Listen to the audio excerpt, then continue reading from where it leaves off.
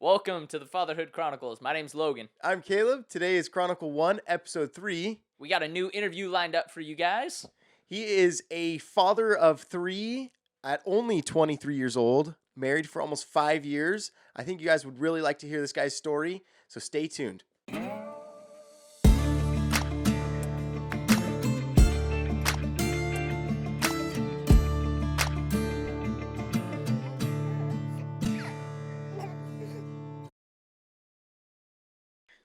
So, as you guys can see, now I am alone on the couch. And with that being said, our second guest is the one and only Logan Parks. What's going on, guys?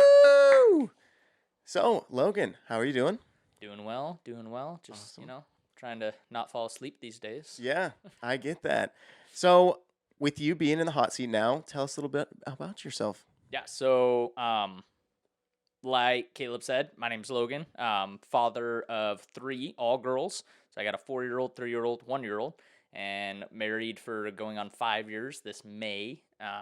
We are done having kids, as you guys may or may not have heard in our intro video, a little teaser to that. I've already been surgically taken care of, so there's no chance for us to have another kid, no matter how much Caleb might want to chance us getting pregnant for a boy. We're done at 3, so these guys are crazy and want to go for 4. We decided to have 3, but I'm 23 years old and done with kids. My last kid will be turning 18 when I'm turning 40, so that's how crazy we are. So, that's crazy. Young and are done having kids. Yeah, Your family's so our first pregnancy was a little bit of a whoops, right? right. And then our second pregnancy was a whoops, right? And so we had a miscarriage at 18, and that was a whoops. And after that, we got like super down. Like the miscarriage was actually a lot harder. We weren't ready. We were terrified and we were freaking out, but we still decided that we wanted to get our life started. So we got engaged, and right after that, we found out we were pregnant again. We didn't even think that that was physically possible that close after a miscarriage. We got engaged 1 month after, and then she was pregnant. So it is possible to get pregnant really quick after a miscarriage. For those of you who are wondering, we're proof.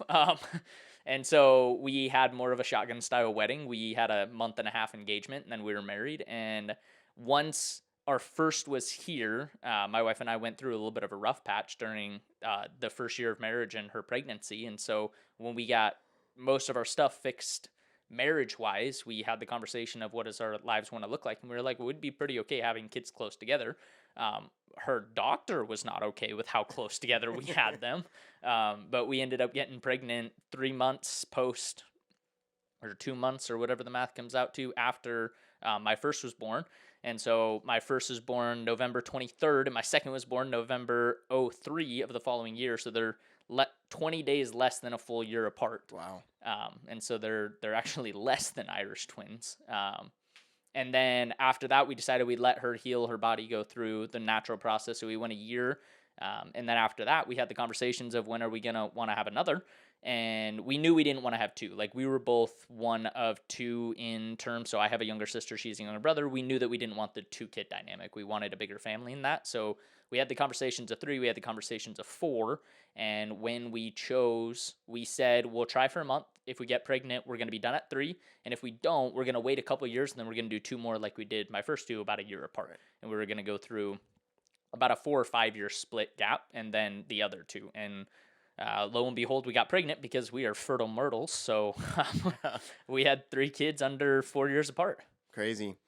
So, did you guys ever consider adoption or anything, or did that ever cross your mind? Yeah, so we've had the conversation, and that's a down the road likelihood for us. Yeah. We wanted originally a family of 6 when we were having conversations while dating about it. And when you have the first at 18, it kind of changes your plans of 6 natural. And so we said we'd always be okay having 4 of our own and adopting 2 was kind of the decision. And then we changed that 4 to a 3 when we had them within 3 years of each other. And so the conversation still lies around 6 kids total, but it'll probably be when we're in a position that we can provide a little bit better for a family of that size. We're not quite in that circumstances yet, and we'd want to be there to provide the livelihood that we would want for an adopted kid. I get that. I like that. So with all these kids and mouths to feed, what do you do for work? I do digital marketing, so I work for an online company remotely from home, and I Uh, Basically help with anything from website design to email sending and everything in between to help grow the company. So you had mentioned you're doing digital marketing now, working from home. What is a good lesson that you have learned from being a father so far? I mean, you want like my diary book of how many lessons I've learned over the years? Like it's crazy when you have kids how many quick lessons you learn. I don't know. Some of my greater moments. So I have worked on average 2 to 3 jobs since my wife and I were dating, and this year, starting just the start of January, was the first time I've worked one job since I've been with my wife and had kids. So in the 4 years that my first has been on this planet, I've always had plus 2 jobs. We did that for a while just to provide, and then we did that so that my wife could be a stay-at-home mom. And those years have taught me how much to cherish the small things. Mm-hmm. And I think that people kind of say that, but it still goes taken for granted. I worked 2 jobs, barely made ends meet, and my wife was a stay at home. And so we had really no money to do a lot of stuff with a family of 5. And so you learn real quick how fun it is just making pancakes in the morning, or how nice it is to just be able to have the kids come lay in bed with you when you wake up on a Saturday. Like the little things that can easily be washed out with the busyness of life get taken for granted. And a huge lesson for me has definitely been stop and take in those small things. So you've already got 3 kids. If you were to go back or look back, would you change your decision on if you could, hindsight, obviously you don't know what's going on, but if you could go back, would you have waited to get married, to have more kids? Would you space them out more if you could? Um, what would you do differently, or would you keep it the same? So I've made a lot of mistakes in my days as both a father and husband. In our first year of marriage, my wife and I almost got a divorce because of some of my mistakes. And so if I knew that I could have my marriage, life, and kids that I have today, and it wouldn't change anything, but I could go back and change some of those mistakes, I'd probably have waited a little bit longer to get married and to have kids out of maturity. I mean, 18 years old, there's not a reason why people make fun of people get married at 18 for no reason. Like I was still a kid, and I was still Yeah. immature, and I was still stupid as it gets. And most kids at that age don't really think with their brain; they think with everything else, and don't make the smartest decisions. And I was a prime example of that. And so, um, if I had a hint of a thought that changing when I got married or how many kids or anything like that, it would change the lifestyle that I have right now, I wouldn't change anything in the past. Yeah. But if I could go back and just fix some of my major mistakes by just waiting a little bit longer, a little bit more mature to have made some of the decisions, I would have, because it would have saved a lot of pain. It Yeah. would have, it would have helped our family dynamic be a lot stronger today. But our family dynamic is incredibly strong today because we've gone through some of those Right. things. Yep. That's why it's kind of hard to answer that question. Is because the things we go through are what make us and help us make the decisions that we do going forward. And I think that's just how we grow. Yep. You know. I wouldn't be here today if I probably didn't make those mistakes in the past. So Yeah. I think it just builds us to be stronger, better humans. hopefully. So I got to ask you bluntly, who's the favorite child? Who is the favorite child? I mean, obviously every parent says that they don't have a favorite child, right? My favorite thing that my mom told me growing up was, I love both of you the same as what she would say to me and my sister, but she didn't always like us equally in moments.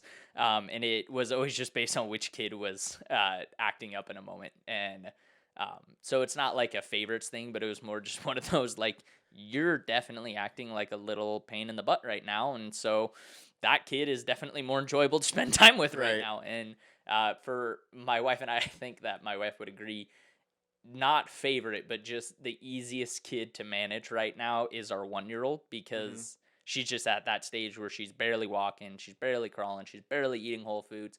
Versus my 4-year-old is talking back, is arguing. My 3-year-old is throwing tantrums as often as she can. So it's just a different dynamic per kid. There's no difference in love. It's just a difference in like who's the easiest to manage. So not favorite, but Mm-hmm. if I had to pick which kid I would just sit with for an hour, I'd probably take my 1-year-old. Yeah. Yeah. Just wait till she catches up. Yeah, and then it's going to See. be back to the 4-year-old because she'll be like 8 by then. Yeah. And Right. she'll be playing sports, and it'll be great. Yeah. Getting her energy out. With where you are in life, just the decisions that you made and just where you are career wise and just where you are in life. Do you have someone to give credit to? Do you have a mentor that you can um, shout out, or who's mentored you, in your life? Yeah. So I came from divorced parents. And so my dad was kind of around. So my mom had full custody, but I saw my dad through most of my childhood, like on weekends and stuff like that, and spent a little bit of time. Um, and then around How the age of how old were you when they split up? 3, 4, Okay. something like that. So about the age of my kids right now. So I have horrible memory. So I hardly remember like 12 years old, let alone Yeah. my dad and mom being together. Right. All I know is it was awful, and heard about that not in my later years from my mom. But I like didn't have a dad that I looked up to per se. Like, I'm jealous of how awesome of a relationship you have with your dad. How we heard last episode, like just listening to you say how your dad is one of your best friends. Like, I will never know that feeling. Hmm. But I hope one day that my kids can say something similar. And obviously, with girls and dads, it's a little bit different than boys and dads. Yeah. And but I can't ever say what you said. Hmm. And so for me, I had people that came alongside me. One of my mentors growing up who took me under at a young age and would help watch my sister and I was his name was Robert, and he spent years investing into me and pouring into me. One of the people who was helped the most with my walk with the Lord too, and just help kind of guide me and shepherd me through that. But he didn't do it as a father figure. He didn't do it as a family member. He came more alongside, and we always make the joke whenever people ask, like, "Are you guys family?" It's like, well, I'm kind of like his cousin, but I'm kind of like he's kind of like my uncle. But then he's almost like a brother at times too. And so we have this weird dynamic where he's been around since he knew my parents before they even dated, right? And so Hmm. he's known me from birth on. And so when they split and my dad was just an idiot, they helped my mom a lot with my sister and I. And so he's always been a part of my life. And outside of that, I had a couple other people throughout growing up and youth ministries and stuff like that when I got into middle school and high school and stuff that like had some mentors and guiders that I could shout out. But one of the biggest ones when I got late years, that I also was the worst to, like Robert was one of those guys that he was kind of just fun to hang out with. So there wasn't really that father figure in front. And Hmm. so there wasn't really a need for like the disrespect that most teenage boys give to a father figure that isn't actually their father. And my mom went years without even dating, let alone remarrying. And so she got remarried when I was 15. And this guy, Nate, is one of the guys that I would probably say has helped the most in shaping me, but in like a subconscious way. Like I saw him as that he's stepping into the father figure realm, even though it wasn't like he replaced my dad. Like my dad was never around. I never knew what it was like to have a dad. But now there's all of a sudden this guy who's going to tell me what to do, and I've never had a guy in front of me who had the ability to tell me what to do. It was just me and my mom. And so when him and I got into it, when we moved in, stuff like that, it was not a pretty circumstances. Like him and I butted heads a lot. And he didn't know what it was like to have kids, let alone to get married to somebody who had teenage kids. And Hmm. so for me to be the way that I was and only have ever had my mom, then have to respect somebody else, I didn't know how to do that. And so I treated him like garbage for years. And my mom too. And I resented a lot of the situations, and through it, no matter how much you fight with someone, you're still learning. And so probably some of my worst moments in living with them were probably some of the moments that I subconsciously grew the most like them. And he's probably one of the most hardworking out next to my mom. My mom is the most hardworking person that I know and the person who's dedicated the most to my success. But next to that would probably be him, because he's poured more heart into me than almost anyone else. Like just dead serious. He's the guy who there's this term that I love for him that when you marry in, you become a stepfather, right? But he became a stepped up father.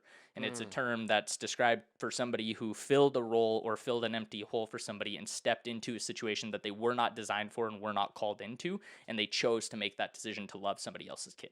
And he did that in ways that I would have never seen at that age. But looking back on it, my some of my outside of the mistakes that I made in my marriage, my greatest mistakes in my teenage years were definitely how I treated my parents, because Nate and my mom never deserved the way that I treated them, but contributed to who I am today more than anyone else. Right. One thing that I will add to that is I love that you call them joined your parents. Yeah. And when we refer to your dad, it's Nate. Yeah, And 100%. he's totally filled that role. So Yeah, and him and I have a dynamic where like he'll claim me as his son in front of people, and I'll tell everyone that that's my father. But um, him and I, he's always just Nate. Like it would be weird for me to call him dad, yeah. but it's a dynamic where he is my parent. Right. He's Nate though, Yeah. and so we kind of have a cool dynamic, and it's been like that since I think I met him when I was like 12 or whatever. And so when you meet someone as Nate, and then 3 years later you're living with them, like you've Yeah. known them for Nate longer than you'll know them as a step parent at that point. Especially if you know him as Nate as a kid. Yeah. It's not dad as a kid. Yeah. Yeah. And so I think it's kind of hard for step parents to have the label of mom and dad. It Yeah. depends though. If it's early enough, I think that they can get that title. But yeah, and so for me, like it wasn't an early enough learned, it was an enough time vested that he deserved the title. And so like I would never call him dad, but he does deserve the title of being a father. Right. And yeah, it's kind of cool. So you just said that your mom has a crazy work ethic, and you definitely get that from her. How do you balance work and family, especially now working from home? Well, I didn't. I mean, first 2 years, 2 or 3 years, we tried doing the joint working, and that was right around the time of COVID, and COVID took off, and the area around here just skyrocketed, housing market, everything like that. And like I said, my wife and I had just come out of a rough patch of our marriage, so we actually moved in with my parents at that time, and we were really just trying to figure some stuff out. And so when we decided to move into a place again together, that wasn't with family, we had to figure out finances. And at that point, we only had one kid, so my wife worked. And as that time progressed, and we had our second kid, we made the decision. We tried it on and off a couple of times, so my wife staying home and quitting a job and then getting another one because we couldn't afford it. And finally, we made the decision that we'll cut back on our finances and spending in order for her to stay home with the kids. And when we made that decision, it was incredibly hard. Like it was as difficult as it can get to make that. So I had to pick up a second job to do that. And so like I said, I was always working a part-time job just for extra cash so that we could spend it. But now it was a necessity. Like it wasn't, this is our dating money, this is our fun money, this is our saving money.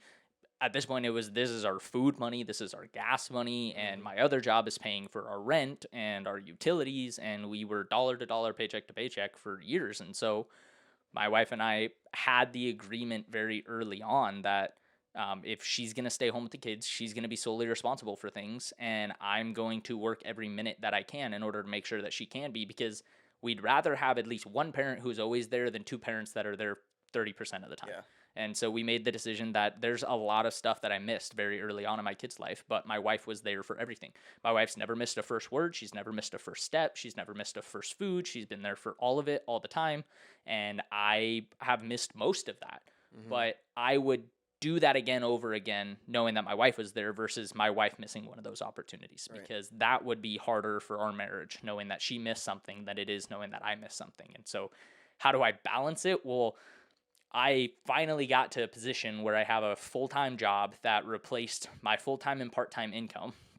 And even when I got this job that I now work from home and I can spend more time with the kids, we still had conversations of me working a part-time job so that we could pay off some of our credit cards that we ended up filling up on some debt because of those decisions to keep her home. And when COVID hit, we put a lot of stuff on credit cards. And so we still had the conversation, and we made the decision that I've missed enough time from her and our kids that we'll take the income that we have, balance it the way that we need to, and maybe we're going to hold on to credit cards another year longer than if I worked a second job, but I'm not going to miss events anymore, and I'm not going to miss things. And the cool thing is I have a pick your schedule kind of job, and so most mornings or lunches, at least one of them, I'm inside with the kids around that time, and I'm always there for dinner unless I have plans outside of the house that prevent me from having dinner. And so now I don't really miss meals. When there were days that I was out of the house at 5:30 in the morning, and because of my part-time job, I didn't get home until almost 11 o'clock, and then I woke up and did it again the next day. So I never saw the kids wake up, and I never saw them go to bed. There were days that my kids never saw me, even though I was home every night. Never. The one rule that we made was I would never work a job that would keep me away overnight. I had to work within a normal day, and I had to come home every night. So I could never be shipped away. I could never go away for a couple of days. I could never be gone. I had to be able to be home every night. My current job now, we made the arrangement to that because now I work remotely, but I have quarterlies that I have to fly to Utah. And so now we're okay with me going once a week for 2 nights to go do something, knowing that I'm home every day.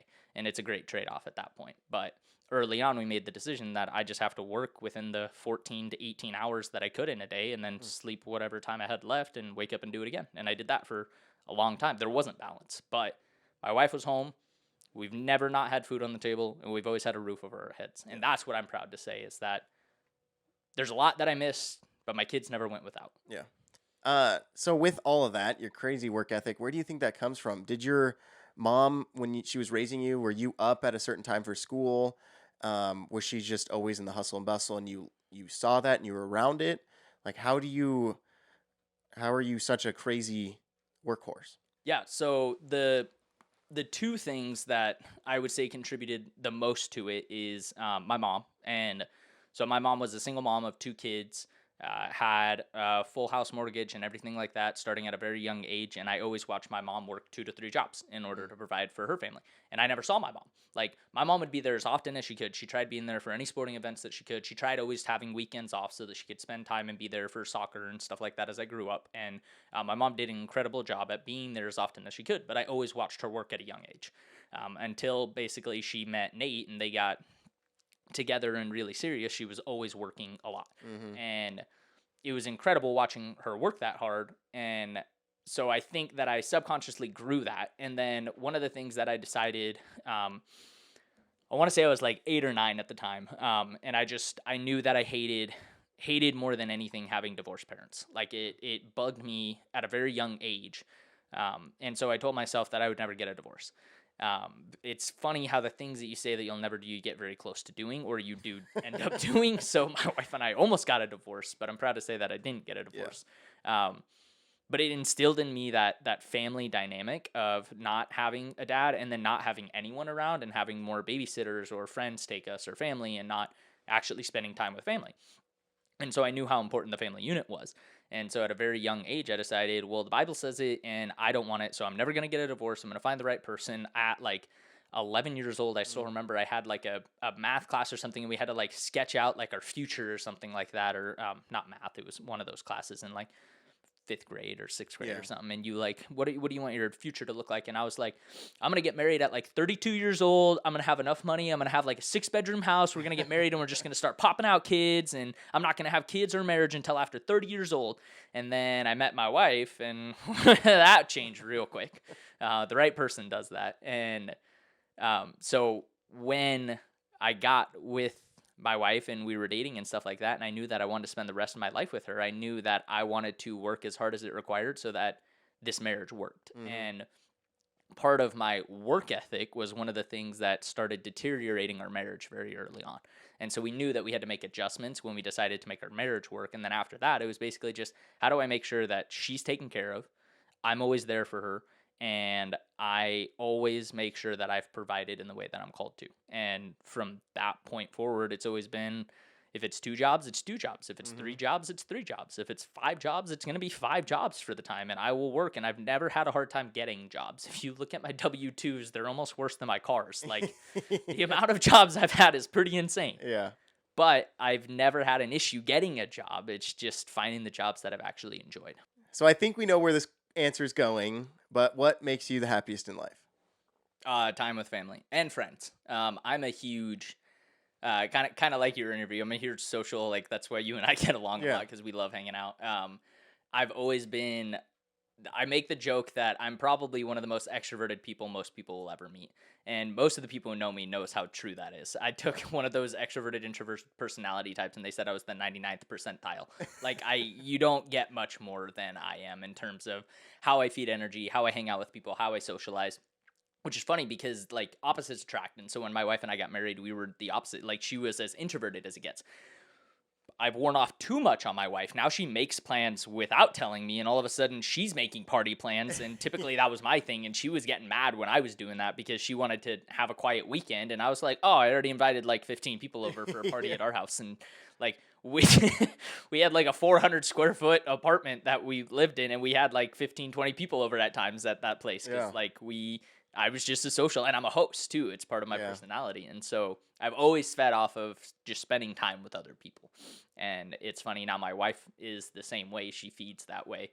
Um, and so we're always doing whatever we can to spend time with friends, family, our kids, whatever it is. We just don't want to not be doing anything. My wife and I hate more than anything sitting. We'd rather, if we're sitting, typically we're cleaning the house. If we're sitting and know that we have nothing to do, typically we're texting people asking what people are doing. And if we don't have anybody who can do anything, typically we're calling family saying, hey, you guys want to do dinner tonight? We'll bring Yeah. something over. So that's just how we are together. Case proven, like 2 nights ago. Yeah, yeah. Or was that a night ago? That was 2 nights ago. Thursday. Yeah, Thursday night. It's So for the dads on a budget, and even the dads that are balling, what is a good free or low cost activity you like doing with the fam? we are surprisingly huge fans of car rides. Okay. Our kids have gotten really into just enjoying kind of chilling and looking outside, and so we've done a lot of like just drives. We found out that our oldest has motion sickness, which she gets from me. And so we got these little like bracelets, and now Oh, she the knows. pressure points? Yeah, the pressure point ones. Yeah. And so now she knows. She asks if we're going on car rides, do I need my bracelets? Oh, yeah. And so she's remembered them because they really do help her. But like if we do a drive, she wants to spend time doing it. So we'll sit in the car and we'll listen to music or stuff like that, or we'll listen to books a lot too, and just kind of spend time talking to the kids as we're looking out the windows and stuff. That's always been a fun one. And then we've always enjoyed doing bike rides to parks. Typically the season time for that, and then the physical energy. And then with all the jobs that I've worked, the amount of time that we've actually ever had to do that has been very limited, but we have always enjoyed bike rides. And so we're hoping this summer with my job that we're going to be able to take a couple more. Gas one, the drive isn't so cheap, but Yeah, I mean, when you do the math, even if it's a gallon and a gallon's $4 and your car gets 20 miles, a 20-mile drive is still a 30-minute kill time. even it's a 40-minute drive. That's good. 40-mile drive. So $4 is still cheaper than 90% of things around here. Right. Yeah, I like that. And if you're doing a car ride, you better be taking a minivan. Or a Tundra Max. No. Or a Sequoia. Especially not with your mileage. Oh, heck no. Naomi's Jeep probably does good, though. Like 16 city. It's kind of hard with those. Anything like older than 18, that's all-wheel drive. Just kind of had a hard time getting past 20. Yeah, my truck is... Yeah, like 12? No, not even. 10? 10 and a half average. So you told us about your careers, your family, your kids, friends. What is some advice you'd give to your younger self or a younger person that's expecting kids or expecting to get married? I would say one thing that probably helped change our marriage for the better, and one of the things that we always notice the most success or bonding over is when we are constantly working on boundaries, expectations, and goal setting. And so my wife and I have conversations where we pen and pencil will actually write out goals for the coming months, years, and years to follow, what we want those expectations to look like. Expectations in our marriage for what we expect of the other person in our seasons.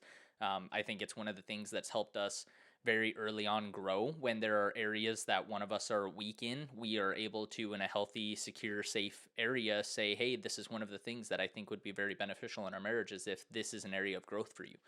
Instead of it being in the middle of a fight and you're like, you need to stop yelling at me because you get angry, because that's one that I hear from my wife a lot, where I yell when I get responsive. And so when we can have those conversations in a better environment, it's much easier to go, okay, yep, I hear you, in a clearer understanding than when you're in the middle of a disagreement.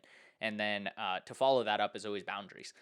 One of the things that I mentioned is how when I was working jobs, there was I could never go overnight. I could never be anywhere overnight. And that was because of the split that we had when my wife and I actually didn't live together for a couple months and almost got a divorce. The job that I was working would keep me until almost 4 a.m. At times. And then I would work the other job starting at 6 a.m. being an electrician. And so I would go weekends without actually sleeping sometimes. And I would just pull all-nighters and drink caffeine and wouldn't see my wife at all. And so when we decided to make our marriage work, we listed out boundaries, and being able to actually take the time to do that, and then setting the time frame that we'll actually adjust that to, when we'll actually revisit those, was incredibly beneficial. And so if there's anybody out there that's a chapter behind me just getting married, or even where you're at today, if you have the conversation with your wife to take the time to set your boundaries, set your expectations in your marriage, and then set your goals for what you want it to look like. And I was talking to you about this actually, how some of my favorite goals to set is what's going to happen in the next 30 days, what's going to happen in the next 90 days, year from now, 2 years from now, 5 years from now, and 10 years from now. But you do it in the reverse order. So you start with 10 years, 5 years, 2 years, 1 year, and that gives you the ability to say, hey, in 10 years, this is what we want our family to look like. If we're going to do that in 10 years, by 5 years, we have to hit this milestone. By 2 years, we have to hit this. In the next 90 days, we have to be accomplishing these things. And then when you set those goals, you can go, okay, well, in order for that to happen in our marriage, we need to have these boundaries in place. We can't be staying up late because it tarnishes this, or we can't be eating out anymore because it's going to impede us being able to get whatever we want in the future. And so when you can set your goals first and set them in reverse order, it allows you to actually set an expectation, and then you and your wife have an agreement.